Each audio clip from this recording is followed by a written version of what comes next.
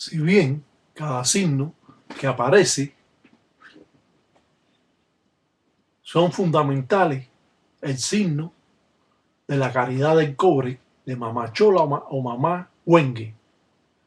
Es cierto que estas flechas en forma de círculo sin cerrarse representan a Mamá Chola con diferentes círculos, ya que aquí aparece la flecha de Isasi Isasi 7 rayos, a los costados dos quillumbas que representan a dos espíritus de la caridad del cobre. La representación de este rombo es en la representación del propio Sarabanda como llevando el peso del trabajo, ya que es un guerrero. Podemos decir que todas estas formas primitivas al cual los paleros trabajan, no recomendamos nunca a ninguna persona que le haga amarre o endulzamiento o acercamiento a ninguna otra persona.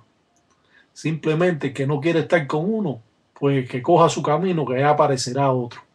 Pero muchas personas, muchas mujeres, muchos hombres no se conforman con eso. Quieren que de una forma o de otra la mujer llegue a ellos. Y esto a veces resultaría un poco conflictivo, porque usted le hace ciertos trabajos que funcionan perfectamente y a la vez usted quiere dejar a esta persona y esta persona por ninguna razón lo quiere dejar a usted. Lo mismo el hombre que la mujer. Entonces esto le pudiera traer ser conflictivo en un futuro. Claro que hay quien no le importa eso. Hay quien le importa que quiere estar con esa persona, no importa los motivos ni la forma en que quiere estar con ella. Pero bueno, estos son mis consejos que en resumidas cuentas no cuentan en los trabajos de los mayumberos.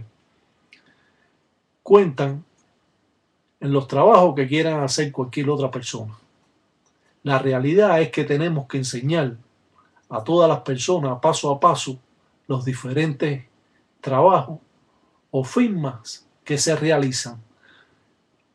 Como hemos dicho, la representación de una calabaza en el centro, donde va a estar la representación del muñeco, de la persona, en un dilongo o un plato.